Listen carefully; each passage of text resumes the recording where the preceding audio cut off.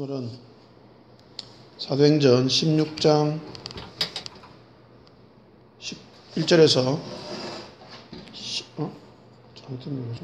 20장이네요. 그죠? 20장 1절에서 16절까지 말씀을 가지고 교회의 바른 모습이라는 제목으로 말씀을 나누겠습니다. 교회들의 안타까운 모습을 많이 봅니다. 구체적인 이야기는 더 들어도 되지 않을 만큼 오늘날 우리 한국에 있는 교회들은 너무나 안타까운 일들이 많이 일어나고 있습니다. 부산에 있을 때 아내가 알던 집사님 한 분으로부터 전화가 왔습니다. 그 통화 내용을 듣고 있으면서 제 마음이 굉장히 슬펐습니다. 교회가 도대체 왜 이렇게 되어야만 할까? 그 대화 내용은 교회 이야기, 사람 이야기, 자신이 받은 상처 이야기, 다른 사람의 상처 이야기 등이었습니다. 계속 그런 이야기들을 하더라고요. 물론 그런 이야기들을 할 수 있습니다. 그런데 제법 오래 통화하는 동안 하나님 이야기, 성경 이야기, 성경을 자신의 삶과 연결 짓는 이야기는 없었습니다. 그래서 그렇게 불평하고 원망하고 자신의 하소연을 하고 그렇게 끝나버리더라고요. 은혜에 대한 이야기는 전혀 없었습니다. 요즘 교회들이 다 비슷한 것 같습니다. 교인들도 다 비슷하고요. 만나는 사람 이야기, 사람과의 관계 이야기, 그 안에서 받은 상처의 이야기는 엄청나게 많이 하지만 하나님 이야기는 할 것이 없는 것 같습니다.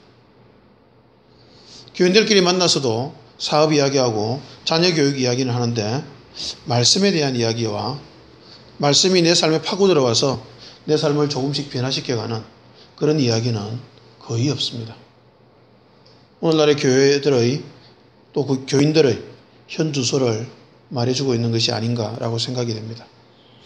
오늘 사도행전 20장 말씀을 가지고요. 교회가 어떤 모습이 되어야 되는지에 대해서 구체적으로 생각을 해보도록 하겠습니다. 구약에는요. 글로 적혀있는 제사법이 있었습니다. 그래서 그 제사법대로 따라 해야만 하나님께 드리는 올바른 예배가 되었거든요. 그런데 신약시대가 되면서 모든 제사가 어떻게 완성이 되었죠? 예수님으로 완성이 되었거든요. 그럼 이제 어떻게 해야 될까요? 예수님이라는 모형을 갖다 놓고 각을 뜨고 잡아서 제사를 지내고 이럴 수는 없잖아요. 그죠? 그럼 도대체 신약시대는 어떻게 해야 올바른 예배가 될까에 대해서 성문화된 기록이 없습니다. 기독교의 예배는 이렇게 돼야 되라는 기록이 전혀 없습니다. 그러면 이 초대교회 때부터 그 신약시대 때 예배를 드렸던 모습을 보면서 오늘날 우리의 예배의 바른 방향을 잡아갈 수밖에 없는 것입니다.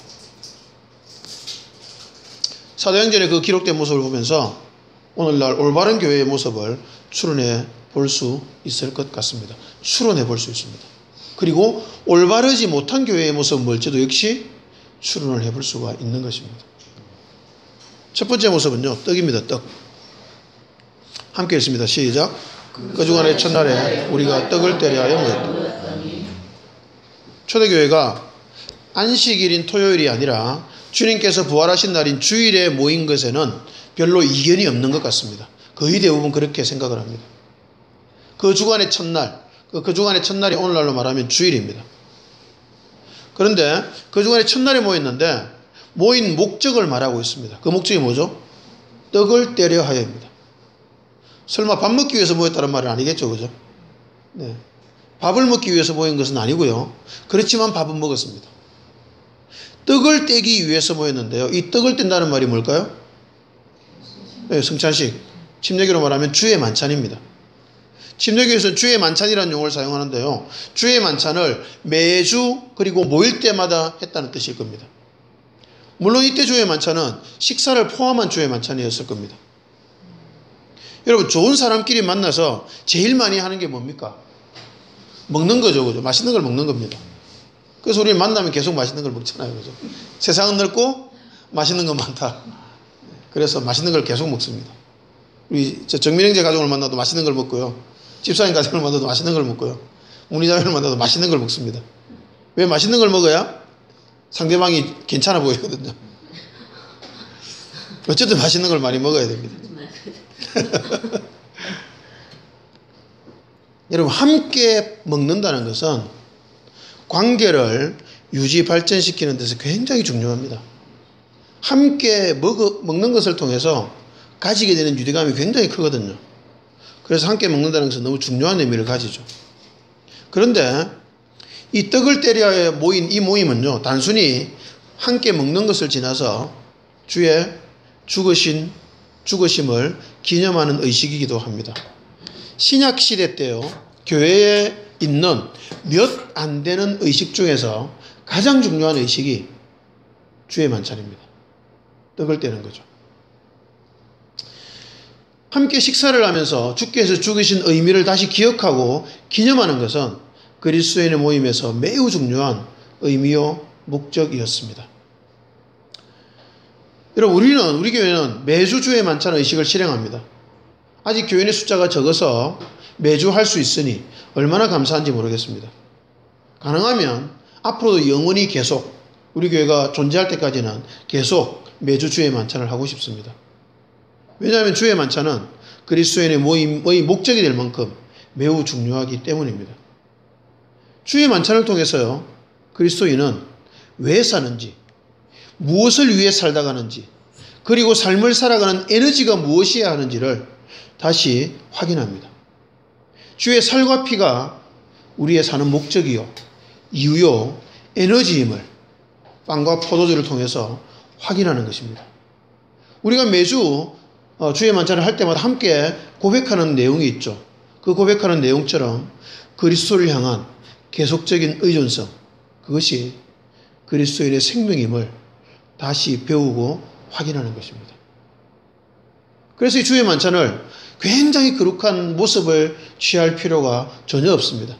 그저 떡을 떼고 그저 포도주를 마시면서 주의 죽으심의 의미, 우리가 살아가야 될 이유와 의미와 에너지를 확인하면 되는 것입니다. 우리는 매주 주의 만찬을 통해서 그리스도를 향한 우리의 계속적인 의존성, 그것을 확인해 가시기를 축복합니다.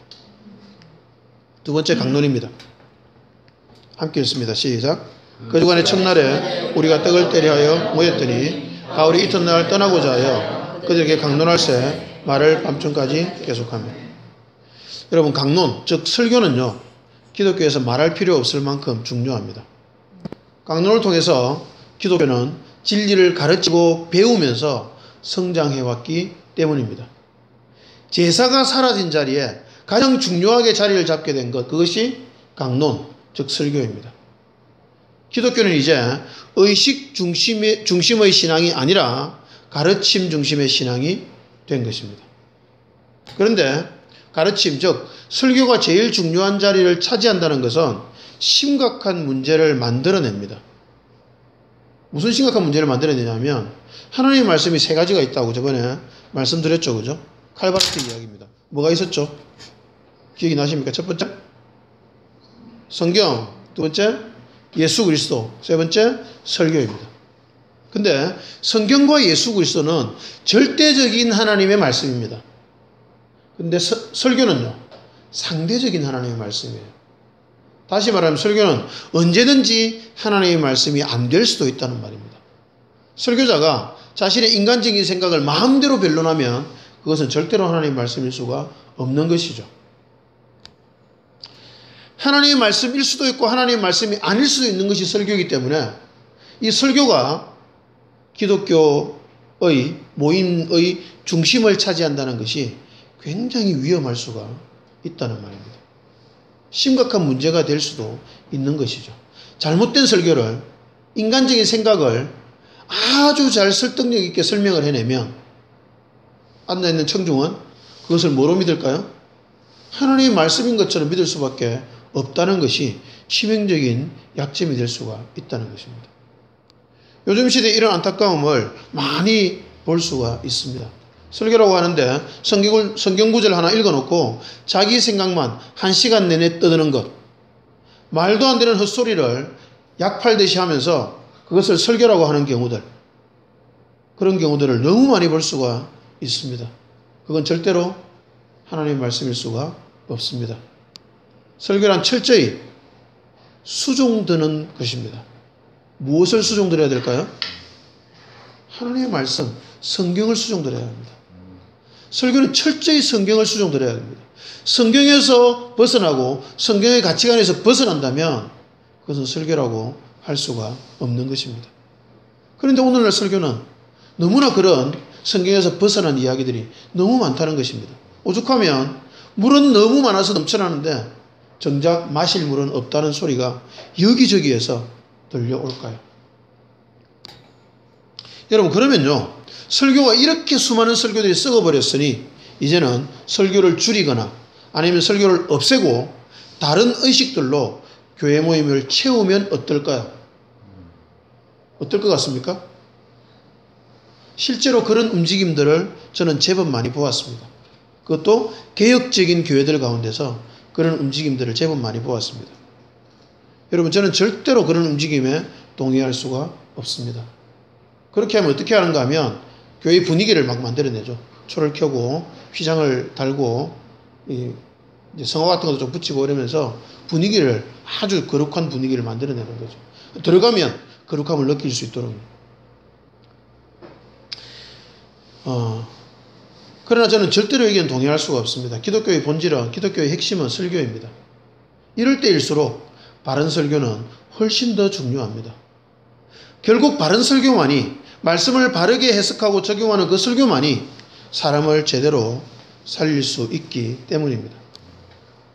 여러분, 이렇게 설교는 주관적이고 위험성이 많으니 설교의 비중을 줄이자, 그리고 다른 의식들을 채우자, 이렇게 한다면 정말 잘못된 것입니다. 물론 바른 말씀이 중심에 있고 그리고 나머지 분위기를 만든다면 뭐 괜찮게 볼 수 있습니다. 그러나 말씀이 약하기 때문에, 말씀이 잘못됐기 때문에 말씀을 없애버리고 그 분위기들을 만들어야 된다면 그것은 오히려 기독교의 타락을 가속화시키는 결과밖에 되지 않을 것입니다. 그렇게 된다면 기독교는 그 근간을 잃어버리게 됩니다. 그렇게 된 교회의 모습이 어디입니까? 로마 가톨릭이에요. 그래서 로마 가톨릭이 그런 엉뚱한 방향으로 가버린 겁니다. 말씀을 통해서 하나님을 알아가고 예수 그리스도에 대해서 알아가는 것을 빼면 기독교가 성립이나 될 수 있을까요? 저는 불가능하다고 봅니다. 그러니 교회는 다른 그 무엇보다 뭘 회복해야 될까요? 강단을 회복해야 됩니다. 다른 그 무엇의 개혁보다 설교의 개혁, 강론의 개혁이 가장 중요한 개혁이 될 것입니다. 여러분, 강단이 개혁되고 나면 다른 것들은 저절로 올바르게 잡혀갈 것입니다. 강론은 교회의 중심입니다. 그 사실은 절대로 흔들릴 수가 없습니다. 그러나 조건이 있죠. 바른 강론이어야 합니다. 말도 안 되는 헛소리와 자기 생각을 떠들어대는 그런 소리들을 강단에서 없어지게 하지 않으면 한국 기독교는 회복이 불가능할 것입니다. 세 번째 나눔입니다. 함께 읽습니다. 시작. 올라가 떡을 떼어 먹고 오랫동안 곧 날이 새기까지 이야기하고 떠나니라. 저는 어릴 때 유독을 살리고 나서 강론을 계속했다고 배웠거든요, 교회에서. 그래서 제가 원어를 찾아보았습니다. 그때 이야기더라고요. 대화더라고요. 강론이 아니고요. 유도구가 죽기 전까지는, 떨어지기 전까지는 강론을 했고요. 살리고 나서는 이야기, 대화를 한 것입니다. 강론을 듣던 유도구가 3층에서 떨어져 죽었다가 살아났습니다. 그리고 나서 바울과 성도들은 날이 새기까지 이야기했습니다. 유도구 이야기만 나오면 목사가 무슨 말을 할지 대충 짐작이 되시죠? 쫄지 마라. 네, 잘 들어라. 네, 잘못 쫄다가 죽는 수가 있어. 뭐 이렇게 창가에 걸터앉지 마라. 설교 들 때 딴 생각하지 마라. 뭐 등의 내용을 저도 많이 들었습니다. 그런데요, 유도구 이야기는 이 본문의 중심 내용이 아니라 슬쩍 끼어든 내용입니다. 슬쩍 끼어든 내용을 가지고 그것만 가지고 계속 이야기한다는 것은 본질을 잃어버린 처사가 아닐까라고 생각이 됩니다. 그냥 에피소드입니다. 에피소드는 그냥 넘어가면 되는 겁니다. 간단하게 이 부분에서 유도구에 대해서 말씀을 드리면요, 설교 듣다가 졸 수 있습니까? 없습니까? 있겠죠, 그죠? 졸면 누구 잘못이죠? 졸면 목사 잘못이잖아요. 왜 졸리게 만들어 놓고 졸면 화를 내는지, 그죠? 저는 사실 유두구 이야기는 보통의 설교자들과 조금 다르게 봅니다. 청중이 아니라 설교자에게 주는 충고로 봅니다. 바울처럼 위대한 사도도 성도를 졸게 만들어서 죽게 할 수 있다는 거죠. 하나님 그걸 불쌍히 보셔서 살려주지 않았을까라고 저는 생각을 합니다. 성도들이 졸다가 죽는 수도 있으니 설교자는 조심해라 라는 아주 가벼운 조언점으로 저는 받아들이려고 합니다. 저는 설교 도중에 누가 졸면 저는 그 사람을 야단치지는 못할 것 같습니다. 화를 내지도 못할 것 같습니다. 얼마나 설교를 못하면 졸까요, 그죠? 세상에 졸고 싶어서 졸는 사람이 있겠습니까? 굳이 이 자리까지 와서 예배를 참석하는데 졸려고 나온 사람이 있겠어요, 그죠? 근데 그 존다는 말은 일단은 설교자가 잘못한 거죠. 졸리는 그 상태임에도 그 자리에 와서 앉아있는 유두고 얼마나 기특합니까? 얼마나 감사합니까? 그죠? 그래서 하나님도 그를 다시 살려주셨을 것 같습니다. 여러분 졸리셔도 와서 졸게 되더라도 교회에 오시기 바랍니다. 졸아도 저는 야단치지 않을게요. 왜냐하면 제가 평신도 때 정말 많이 졸았거든요. 와이프가 너무 잘 압니다. 정말 많이 졸았습니다. 왜 그럴까요? 아니 옆에서 쿡 찔렀습니다. 저는 그 조는 것 때문에 고민을 정말 많이 했거든요. 어떻게 하면 졸지 않을까? 뭐 꼬집기도 하고 뭐 별짓을 다 했죠. 숨을 오랫동안 멈추면 졸지 않는다 그래서 막 숨을 멈추기도 하고요. 별 방법을 다 써봤습니다. 안 되더라고요. 뭐요? 복사를 바꿔야 된대요. 뭐 그런 생각을 제가 못 해봤나요? 제가 물론 학원에서 일이 너무 피곤하고 늦게 마치기 때문에 늘 피곤했죠. 그래서 그렇기도 했어. 제가 졸긴 했지만 제가 왜 그렇게 졸은지를 생각을 해봤습니다. 정말 너무 힘들어서 분석을 해봤습니다. 그랬더니 역시나 정명재 말처럼 설교자를 바꿔야 되는 문제더라고요. 은혜 받지 못하면 졸음이 오더라고요. 은혜를 받으면 설교자의 그 설교의 내용에 푹 빠지면 절대로 아무리 피곤해도 졸지 않습니다. 밤을 새워도 졸지 않더라고요. 그래서 졸지 않기 위해서는 설교 때 그 설교 본문을 가지고 제가 설교를 적기도 했습니다. 다들 경험 있으시죠? 그죠? 설교를 내가 만드는 거예요. 막. 그렇게 하니까 졸지 않더라고요. 누구 잘못이죠? 물론 제가 그 상황에서 뭐 설교자 잘못이라고 말하면 또 그렇지만 지금은 제가 설교자인 제 입장에서는 그렇습니다. 여러분들이 졸면 저는 100% 제 잘못이라고 생각하고 하나님 앞에 회개해야 됩니다. 그래서 유두고 이야기는 자세히 풀어 이야기할 필요가 없을 것 같습니다. 자세히 풀어 이야기하면 할수록 제가 불리해지거든요. 그죠? 그냥 말씀을 바르게 풀어서 지루하지 않게 설교하려고 노력하겠습니다. 그럼 우리가 이 구절에서 찾아야 될 중요한 가르침은 무엇일까요? 이야기했다는 것입니다. 유두고가 살아나고 나서 계속 강론을 한 것이 아니라 이야기했습니다. 대화를 했다는 뜻입니다. 무슨 대화를 했을까요? 들은 설교에 대해서 질문하고 말씀을 자신의 삶으로 살아내는 문제에 대해서 고민되는 부분을 나누고 성경 내용 자체에 대해서 궁금한 것들을 질문하고 답변하는 방식의 대화를 했을 것입니다. 여러분 그때 당시에는 성경이 구약 성경이었잖아요. 구약 성경을 예수님으로 해석을 해내야 되는 시대였습니다. 얼마나 궁금한 게 많을까요? 그러니 바울의 강론을 듣고 나서 얼마나 많이 물었을까요? 그죠? 그런 부분들을 이야기를 막 한 겁니다. 물론 바울은 앞으로 자신의 사역을 어떻게 해나갈지에 대한 것도 이야기를 했을 거고 기도를 부탁했을 겁니다. 여러분 그런 대화들을 강론 후에 했던 것입니다. 교회에서 설교만큼이나 중요한 것 그것은 나눔입니다. 설교자는 말하기만 하고 청중은 듣기만 한다면 그것으로 끝나버리고 헤어진다면요. 청중은 들은 것으로 만족해버리고 맙니다. 무슨 일이 생길까요? 자신의 삶에 대한 진지한 고민을 할 수가 없습니다. 여러분 진지한 고민은요. 충격을 받아야 하거든요. 근데 설교를 통해서 충격을 받는 둥 마는 둥 하고 그냥 집에 가버려요. 그럼 잊어버립니다. 그러면 삶에 대한 고민은 없죠. 있을 수가 없습니다. 예배에 참석했다는 것으로 만족하고 설교를 듣고 축도를 받았다는 사실로 만족해버립니다. 그것으로 종교적 의무를 다했다고 생각하고 이제는 복을 받겠지라고 생각하고 끝나버립니다.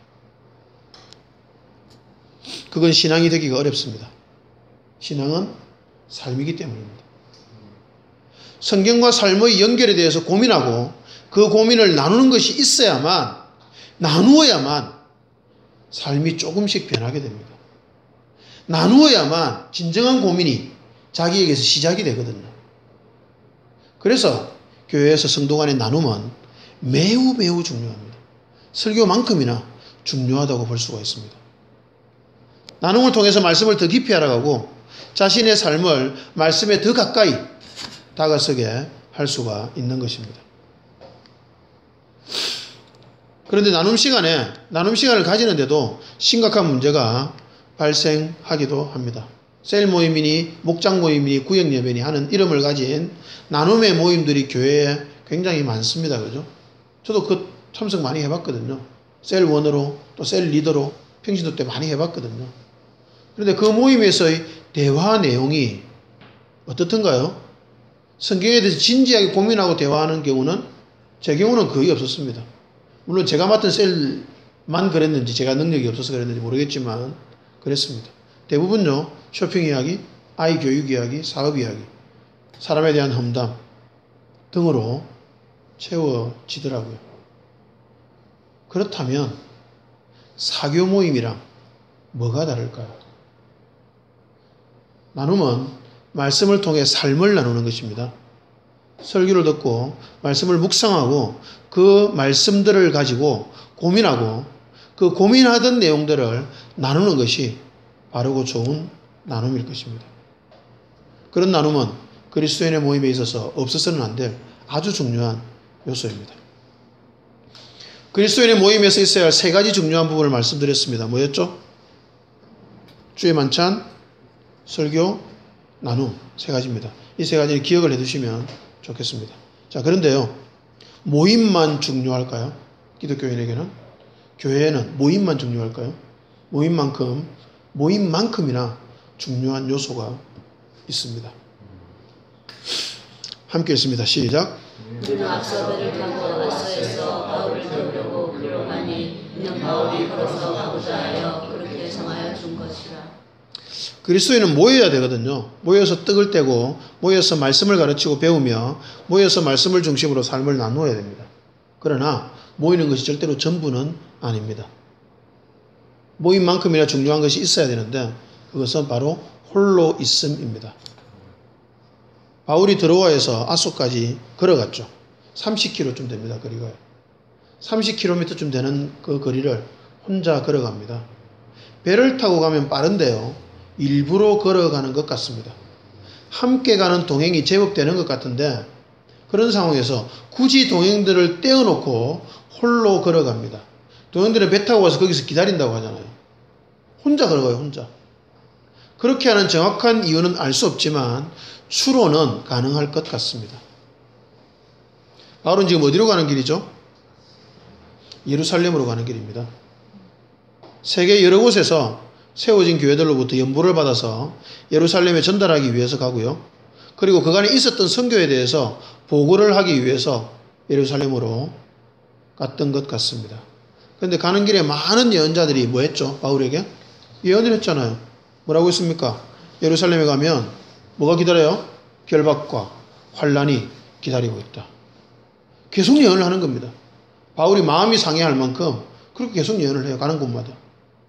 그런데 갑니다. 왜 갈까요? 바울에게 주어진 사명의 길이기 때문이었습니다.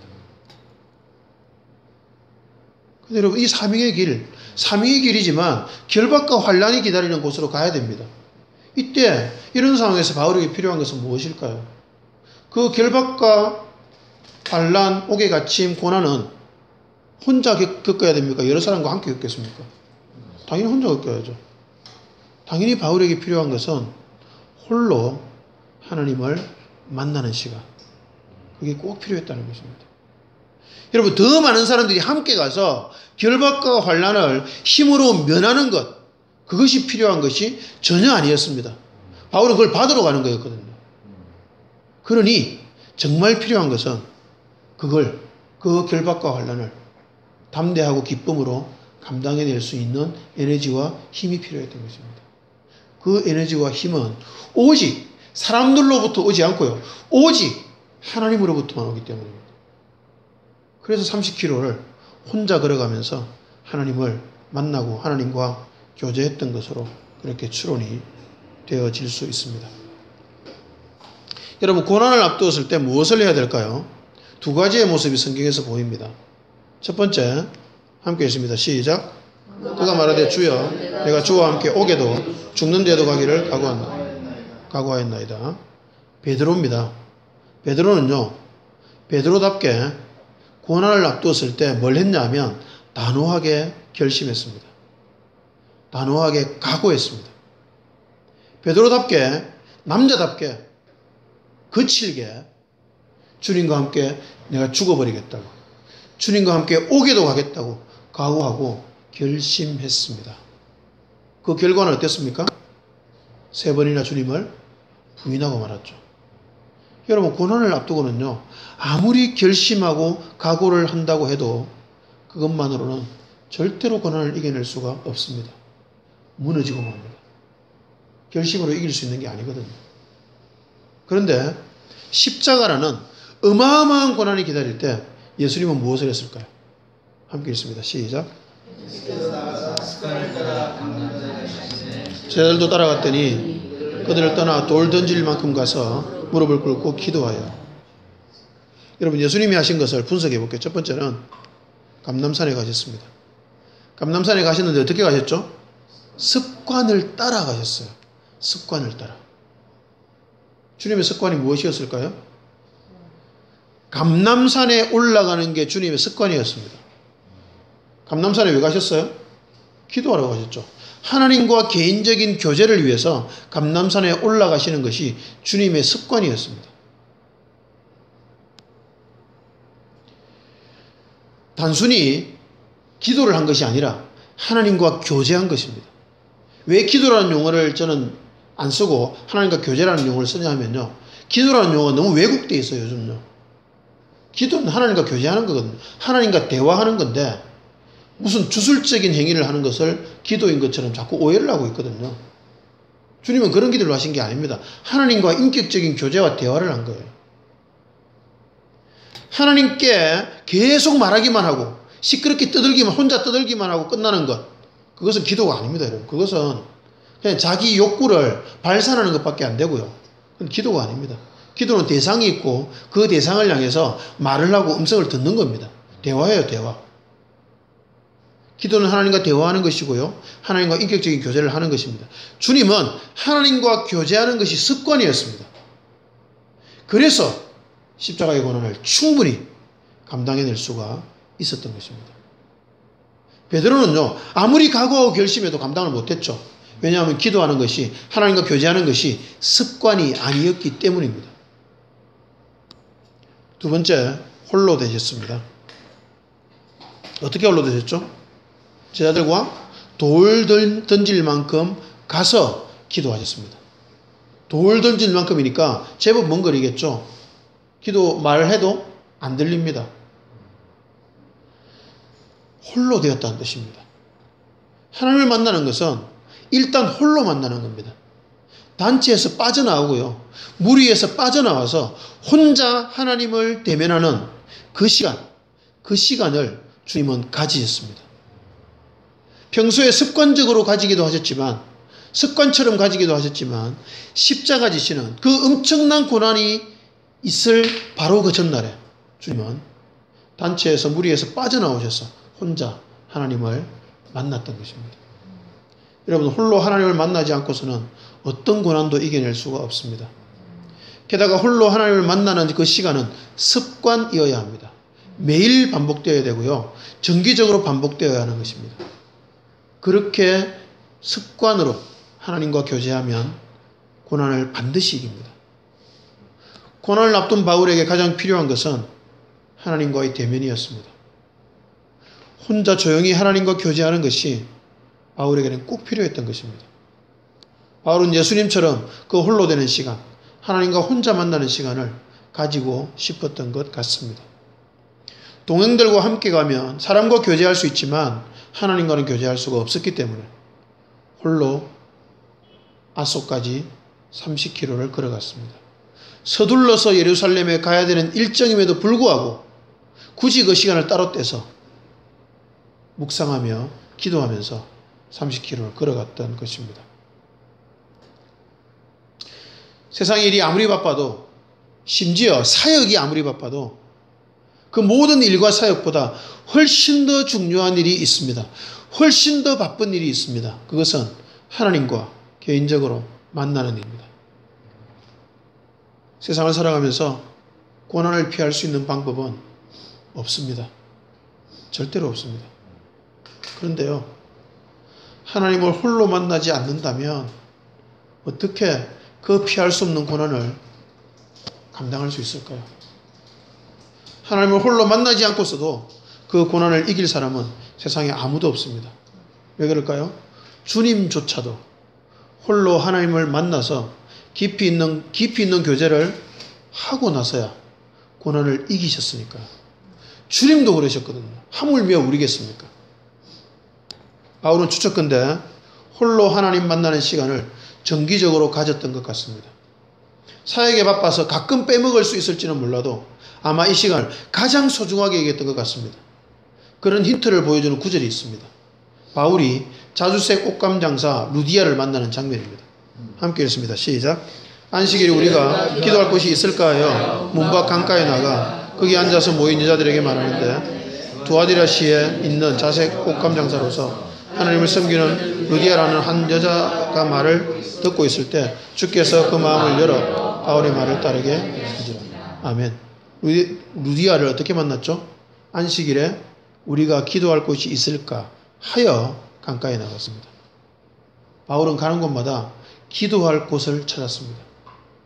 여러분 해보시면 알겠지만 자기 집에서 일정한 공간에서 묵상하면 잘 됩니다. 근데 공간을 이동하면요, 묵상도 쉽지 않고 기도도 쉽지 않거든요. 그런데 바울은 굳이 묵상할 곳, 기도할 곳을 찾아다닌 겁니다. 가는 곳마다요. 어디 가서 기도하지 하고 돌아다닌 거죠. 개인적으로 하나님과 교제할 곳을 찾았던 것입니다. 여러분 바울 사역의 원천은요, 사람들은 그렇게 생각해요. 바울은 너무 활동적이어서 미친 듯이 돌아다니면서 전도만 했을 거예요. 말도 안 되는 소리입니다, 여러분. 말도 안 돼요. 하나님과 개인적인 교제가 없으면 불가능합니다. 바울 사역의 원천은요, 하나님과의 개인적인 교제에 있었던 것입니다. 바울 서신이나 이 사도행전 읽어보면 바울이 굉장히 분주해 보이잖아요. 그러나 바울은요, 그 분주한 가운데서 끊임없이 하나님과 개인적으로 만나는 시간들을 계속 확보해 나갔습니다. 거기에 없으면 사역은 말짱 도루묵입니다.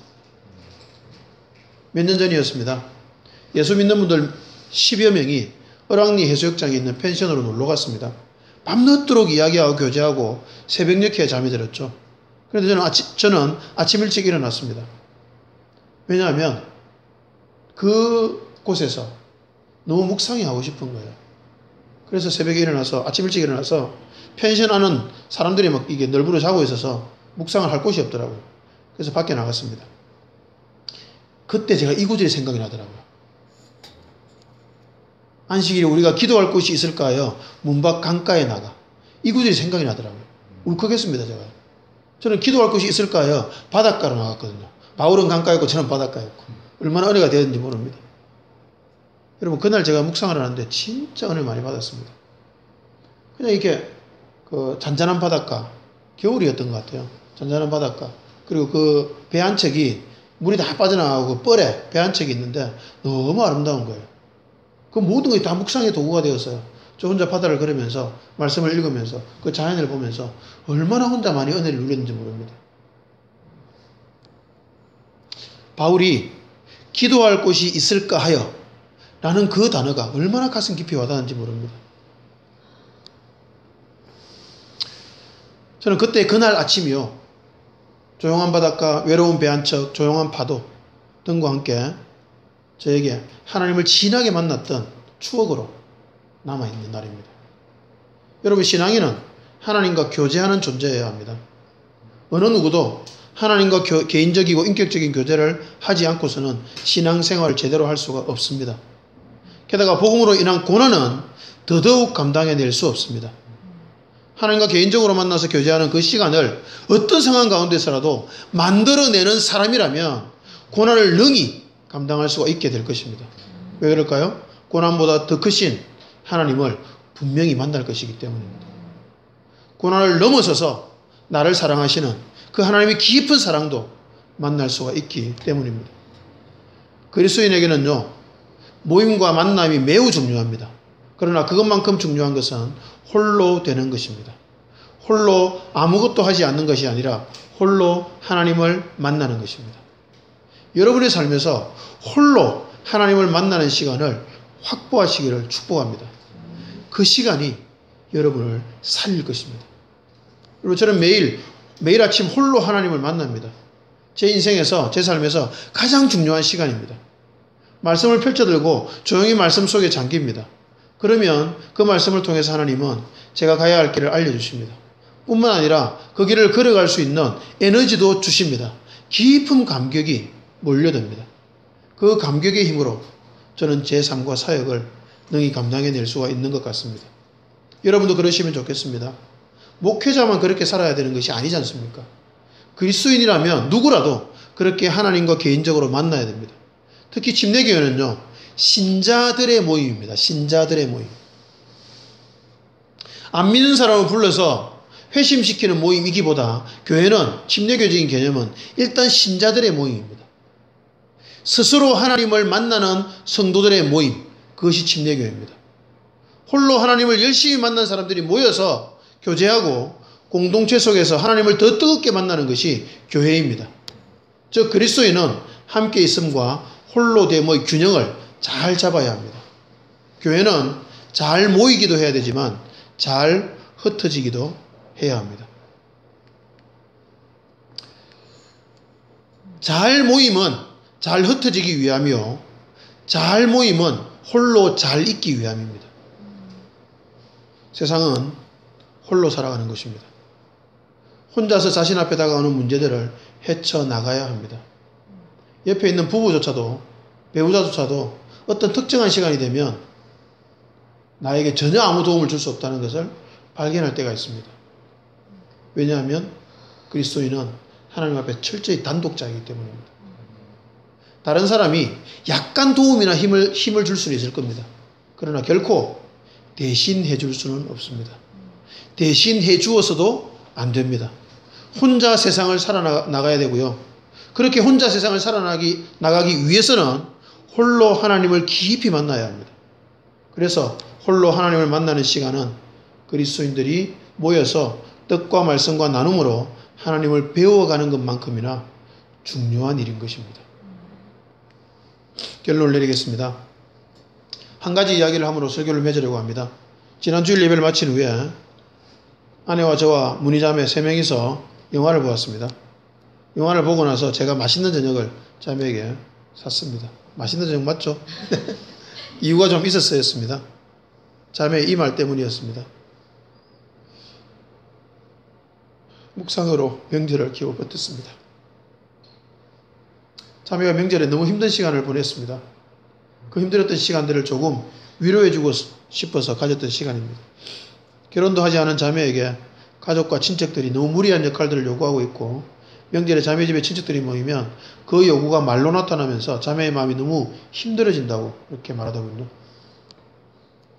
그런데 이번에는 자매의 이 말을 듣고 제가 굉장히 많이 감사했습니다. 목사님, 제가 명절 전날에 말씀을 묵상하지 않았더라면 이번 명절은 정말 견디기 어려웠을 것 같아요. 말씀을 묵상했던 그 힘으로 명절을 겨우 버텼네요. 명절을 겨우 버텨내었네요. 라고 자매가 말을 했습니다. 여러분, 자매의 그 묵상은 우리의 변대에 보면 있습니다. 2월 15일자 묵상입니다. 한번 읽어보십시오. 읽어보시면 좋을 것 같습니다. 제가 이 말을 듣고 정말 맛있는 거 사주고 싶더라고요. 정말 응원을 해주고 싶었습니다. 자매는 홀로 말씀을 통해서 하나님을 만난 그 경험으로 삶에 찾아온 고난을 버텨내었습니다. 말씀의 힘, 홀로 하나님을 만난 그 힘이 고난을 이긴 것이죠. 그런데 그것으로 끝이 아니었습니다. 자매는 주일에 교회로 와서 성도들과 함께 모여서 떡을 떼고 말씀을 듣고 나눔을 하면서 위로를 받고 힘을 얻었던 것입니다.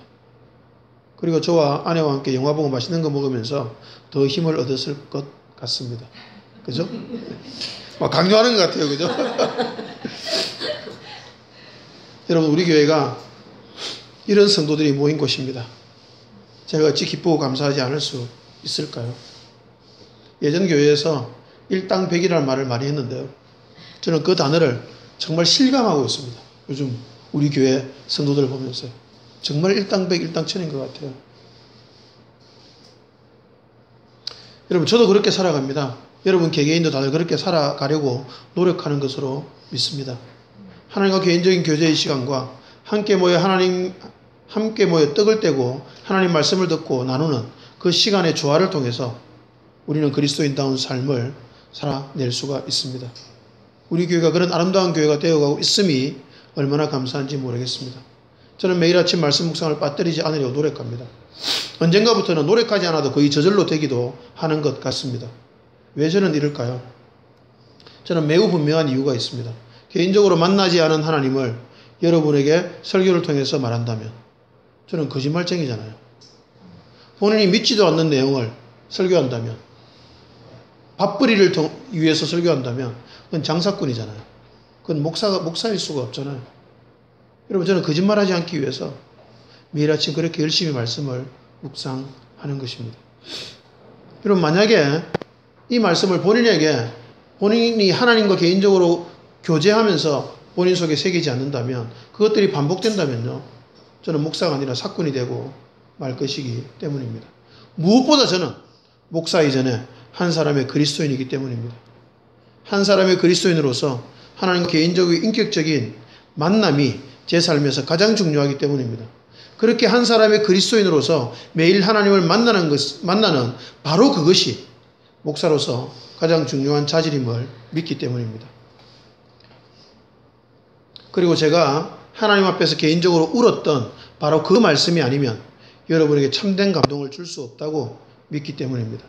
제가 하는 설교를 통해서 다른 사람은 살고 저는 망하는 어리석음을 범하고 싶지 않아서이기도 합니다. 여러분도 그러시면 좋겠습니다. 여러분이 만나는 사람들을 살려야 되거든요. 어떻게 살릴 수 있을까요? 여러분 속에 말씀이 채워지면 되고요. 여러분 속에 하나님과의 관계 속에서 얻은 사랑이 채워져 있으면 됩니다. 그러면 별다른 것을 하지 않아도 저절로 주변 사람들을 살리는 사람으로 살아가고 있을 것입니다. 여러분, 잘 모이고 잘 흩어지고 홀로 하나님을 잘 만나고 다시 모여서 그 은혜를 기쁨으로 나누며 서로 위로하는 아름다운 성도의 모임이 되면 좋겠습니다. 그런 우리 모두가 되시기를 주님의 이름으로 축복합니다. 아멘.